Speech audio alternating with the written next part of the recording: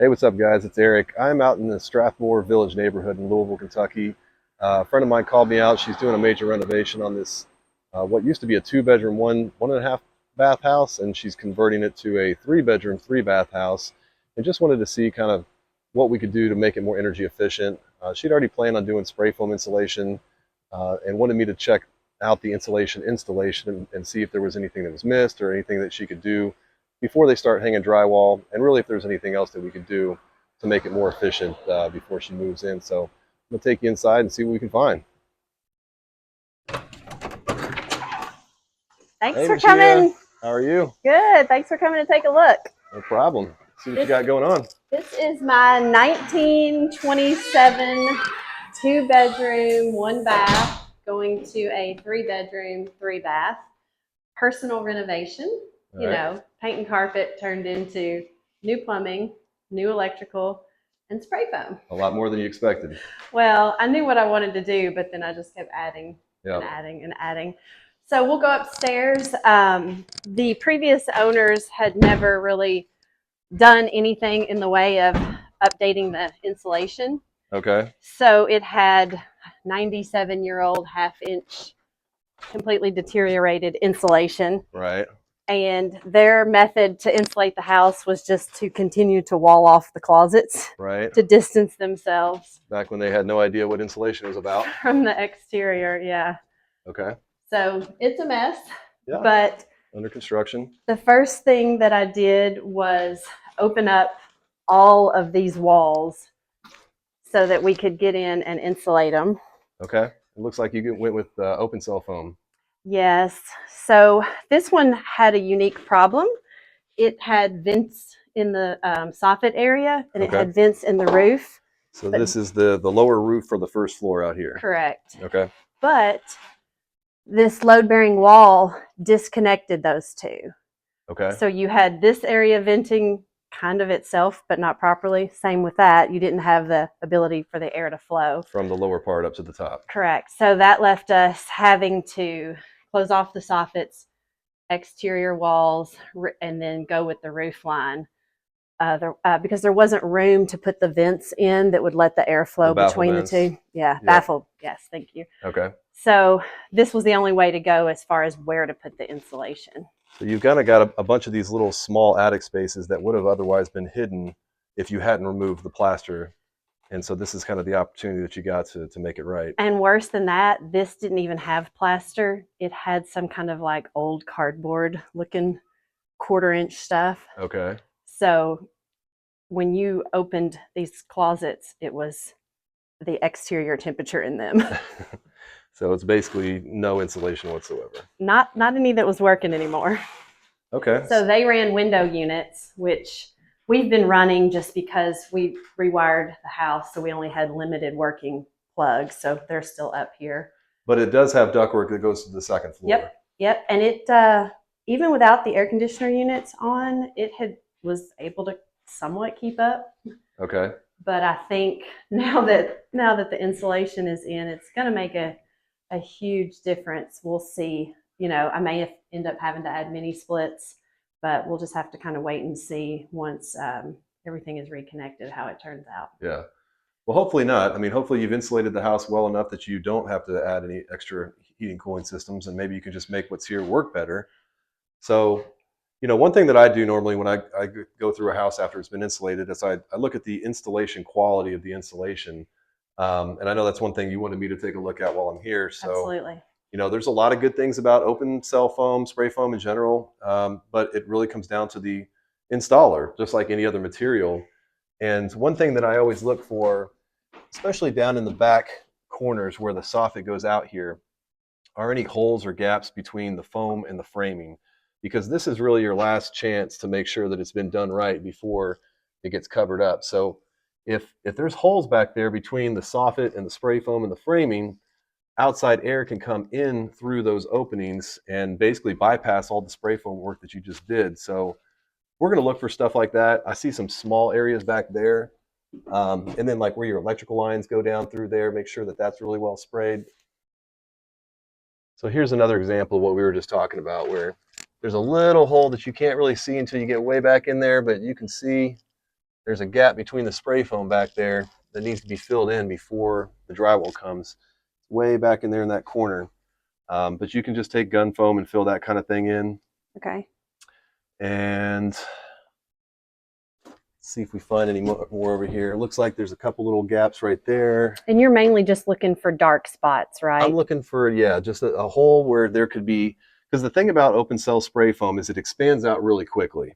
So when they spray it, it expands 100 to 1 where it comes out, and it can go fast and it can create pockets when it expands. So sometimes if there's not a good solid surface to spray against, the foam just expands out and it doesn't completely fill that gap between the roof deck and the ceiling, for the lack of a better term, below. In this case, it's the soffit. Right. But yeah, and then over here, this goes into another little attic space that I can't really see too well, but it looks like he mounted up the foam pretty decently there. All right, so here's another couple spots that I found just on the other side of the ceiling joist going out there. You can see just a little bit of gap right there. And then again, 2 places it looks like. Yep, one right there. There's another one on the other side. Hole there, hole there. So that's the kind of stuff you just want to get the gun foam. Okay. And make sure that you seal that up. There's another little spot, another little spot. So when you say gun foam, just literally over-the-counter Home Depot spray foam. Yep, great stuff. Or if your foam guy's coming back to do something anyway, he can take his gun foam, or he can take the professional foam and just flash over top of it. But I really like to get the gun and stick it back there in the hole and actually fill it up as far back as you possibly can. Okay. So based off what you said before, this is the stuff that I'm looking for. These little holes along in here. That's right. That were missed, as well as this corner and then between the extra stud right down in there. Yep. The lower part has been spray foamed from the other side. It's part of a roof line for an addition. Okay. So yeah, the roof deck comes basically to the bottom of the spray foam, and so they insulate it above the roof line. Correct. Okay. Yeah, this is the kind of thing you want to look for. I mean, you want at least 3.5 inches of open cell spray foam. Yeah, and I'm pretty sure this is 2x4s. Yeah, so older houses like this, true 2x4s, not 3.5 inches. Right. So 4 inches of depth. The other thing you see here is the foam pulled away from the framing, so that, it could have been too cold when they sprayed it. Something definitely happened on this wall. I would have them come back and just seal over the top of it and shave it down again. Does dust play a factor in sometimes? If the surface isn't clean, it can not adhere to it properly. Okay. Because I saw some places where I felt like dust was the problem. I actually shop vacked all of this, but around one of the windows was a ledge that I missed, and it was like the dust just caused the foam to lift away. Yeah. We do have him coming back to do some touch-ups. Sure. But I definitely wanted you to point out everything that I'm not seeing. Right. So what I see right here is they did not yet do on the side of the window. So between the window frame and the wall frame, which is definitely needs to happen before drywall gets done. And then underneath the window as well, you've got a pretty good gap under there. You can go ahead and spray foam and fill that. And then some of these little pockets, it's not that big of a deal, but where you've got holes like this, that should definitely be filled in. And then up behind here, go ahead and fill those kind of places in. If I can stick my hand up into it, you should probably stick a spray foam gun up in there as well. And even where the framing comes together like this, just use silicone caulk and seal that gap together. Now, this right here is basically a framing issue where back in the day, they didn't know what California corners were. They didn't know how to, frame a house so that you could actually get insulation behind corners like that. So it might be possible for you to drill like a small hole to get the spray foam gun in there so that he can try to fill that gap. Okay. But if he can't, at the very least, you need to try to stuff some fiberglass in there and then just silicone that gap so that there's no air coming through there. And then again, the same thing up here with the framing where that comes together. Go ahead and do stuff like that. So I'm up in the attic now looking at the spray foam work. So whenever you do a conditioned attic, you've got to spray the gable ends of the attic in addition to the underside of the roof deck. And ideally, you want to coat all the roof rafters like they've done here to make sure that it's completely encapsulated. You don't have any exposed framing, especially when you have 2x6 or even 2x8 roof rafters. If they were 2x10s or 12s or something like that, I wouldn't be as concerned about it because you really only need about 6 to 8 inches of open cell foam to make a good job here. But this looks pretty good. So I just got out of the attic and I noticed that you've got a bath vent that you roughed in up there, but I didn't see the exhaust vent for the bath fan.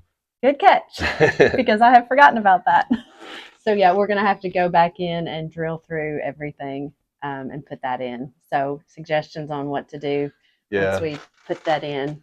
Well, so you're going to have to go through the roof deck, I'm assuming, because there's really no soffit over here to go out through. You could go through a gable end wall because you do have a couple of those up in the attic. I always prefer actually going through a wall if you can instead of an attic. Okay. That way you've got a damper that's going to close more easily than the ones that are on roof decks, and it prevents backdrafting of outside air coming back into the exhaust fan. Above both of these side walls is an exterior wall, so your suggestion is to go out that as straight as possible if you can. Just like wherever this port is, looks like it might be on the left side. Just go straight out that wall. Oh, it's actually right there. So port right there. So you're going to probably have to make a little turn and go that way, but just make a sweeping turn and go straight out as easily as you can. Okay, great. And then after that, that opening is created, just come back with the gun foam and just seal it to the wall up in the attic. Should be good. Yeah, I prefer that to the roof, so thank you. Yeah. And I can see some spots here that we need to touch up on this exterior wall. Yep. And here's another good example. Like in new construction, this gap between the framing gets filled with silicone caulk, but even in this one, you've got some gaps between the foam and that piece of framing. So, definitely before drywall, take some silicone from the top all the way down, seal that gap between the framing, and fill in any more gaps that you find. Okay. Same with the side of this window. Looks kind of thin. This is maybe 2 inches, 3 at the very most. So I'd probably fill in some more right there. And then again, make sure you get underneath the window with the foam. I had forgotten to pull off that seal. So that was totally not his fault. It was mine. Gotcha. So you and I had talked previously, and one of the big things that you mentioned was how much air loss there is in band boards. Yep. So true to form, there is spray foam outside the house now because there was so much openings in some of these areas that when he put the spray foam in, it actually went outside the house. Right. So glad to know that that's all filled up now. Yeah. Yeah, it's definitely one of the leakiest parts of the house just because you have a lot of different materials coming together.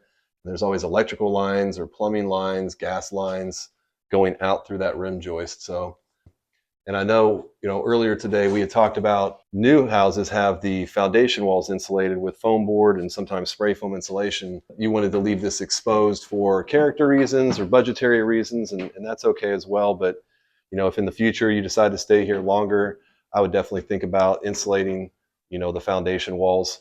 And the best thing to do is really from the top down to about 2 foot below grade around here. You could do the whole foundation wall in this case because it's not super tall. It's like an 8 foot, 8.5 foot wall. Making sure that there's no drainage issues on the outside first. And then think about either adding foam board, 2-inch thick foam board to the wall, or closed cell spray foam instead of the open cell spray foam. It would definitely make the basement a lot more comfortable year round and keep a lot of the heat that's generated down here from this ductwork and from the heating cooling system and the water heater and all that stuff. It'll keep it inside the footprint of the house. So talk to me about this ductwork here. The ductwork is like most of the house was, a very fun adventure. I have no idea what these people thought. They love their duct tape and screws. Yeah. We have a really fun area over here. This was actually outside the house. Whenever the addition was done and the bathroom was put out here, they tried to heat this space. But to keep the animals out, they built this little cage right here. Oh, that's so cute. So keep the varmints out. Well, it didn't keep the raccoons out because when I bought this house, there were raccoons. Oh, man. And I'm pretty sure they knew it because they had blocked off the chimney. So they weren't actually in the ductwork, they were in the chimney. But so we rebuilt this wall and with 2x6s and spray foamed it. It still needs some silicone caulking and some more spray foam in a few areas. Yeah, because we can see some daylight. If I can get this, there you go. Yeah, if you can get it lower, you can really see it. Yeah, I can see daylight coming through the bottom plate between the concrete, so definitely want to seal that up, foam that gap, and then use some silicone on the outside to waterproof it. Yep. And then this is going to be your daughter's little This is her hiding nook? little reading nook. Yeah. Okay. So our plan is to kind of hide it behind a painting. And she's, as a teenager, she's super excited about that. Yeah. We put plenty of lighting and electrical out there for her. Well, I know my 12, almost 13-year-old loves to be by herself reading books and, Yes. doesn't want to hang out with the rest of us. So she would love something like that as well. All right. The last thing I want to talk about is this old heating and cooling system, which I guess isn't that old, right? The furnace and the air conditioner were replaced. They were replaced in 2022, but I'm sure the ductwork, just by looking at it, is original. We've got a nice little filter rack there. I see that you got to It came like that. take that to pull the filter out of there. So one thing I always see in these older houses is, especially the ones that originally had only heating and no cooling, is the ductwork was originally sized for cooling only. Okay. Or I'm sorry, for heating only. And then when they added cooling, it basically, the cooling requires more air volume to move to work properly. So basically, if you put a big air conditioner, which I know this is either a 2.5 or a 3-ton size air conditioner on a duct system that was not sized for that, then it's never going to work as efficiently as it should. So this is what looks like an 80% gas furnace. It's got, I'm going to guess, a 10-inch by 24-inch return drop, which if I had designed this, it would come straight down and then make a nice rounded turn going into a media filter rack down there. So one thing I would take a look at once everything gets turned back on, obviously you want to make sure that it's nice and clean. But if you're not getting good airflow to the second floor, probably what I would do is have the return drop redone. Okay. So this probably could be a bigger return drop. You could also make it more of a sweeping turn down into there. Upgrade the filter rack to just one of those 4-inch or 5-inch filter racks. And why do you like those differently? I've never had anything other than 1-inch. So, and I know that there's some really big ones available, but I was curious about the differences. So the main thing is you get better filtration through them because you have more surface area. So with a 1-inch filter, you basically have like where the triangles within there. Mm-hmm. If you added up all the surface area in here, it's not nearly as much as it would be as if it was 3 to 4 or 5 inches thick. Okay, because you've got that much more correct on each baffle. So you get more airflow through it, but you also have more surface area for better filtration. Okay. So you can tell it's not been running. Yes. Yeah. And so I also don't necessarily recommend a high MERV. This is a MERV 8, mm-hmm. which it's a medium. They go up to like 13, 14 and higher. But if you have a really high MERV rated filter on a system that has poor airflow because the ductwork is too small, then it's going to have really poor airflow to the second floor for sure. But it's also going to make the static pressure inside that system really high. So think about... So you have it reduced by the small size and then by the high. Even more by the filter, yeah. Okay. So every heating and cooling system, whether it's a gas furnace or a heat pump or geothermal or whatever, has what's called an external static pressure limit rating. And so just like blood pressure in humans, if you have really high blood pressure, something's going to go wrong. You're going to have a heart attack, a stroke, or something like that. So you really want to make sure that you have it's operating within the limits of what it calls for. So most systems are a 1/2 inch of static pressure is the limit that it can operate in, which means that there's usually about 0.1 on the return side. There's usually 0.1 to 0.2 across the filter, and then another 0.2 or so across the air conditioner coil, the furnace, and then another 0.1 on the supply side. So it's a relatively easy test to do, but most heating and cooling contractors don't do it, especially in older houses that are under renovation like this. They're like, well, it was here, it should work. We'll just slap in a new furnace and air conditioner and you should be fine. I think that's what they did in 22. Yeah. Thank you for coming out and taking a look. This has been really, this is my biggest project to date. I'm doing it for myself, and I haven't dealt with spray foam in 10 years. So the last time I dealt with it was on a new construction house. Yeah. So, but you're no rookie to renovations. No, but this is still the most that I've done as far as all new plumbing, all new electrical, and the new spray foam insulation. Yeah. So it was good to have you come out and say, hey, this was good, but you missed this, you need this, let's touch up this. Yeah, I'm excited to see what this looks like afterwards. Me too. Should be a lot more comfortable house and a lot more modern than what you bought it for sure. Yeah. So I'm super excited. But yeah, it was great to have you just take a look, give everything a look over. I always learn something from you and from everybody. Every time you have somebody new come in and take a look. Yeah, so just I different appreciate perspectives. So I Mhm. appreciate it. Yeah, thank you so much. I'll see you later.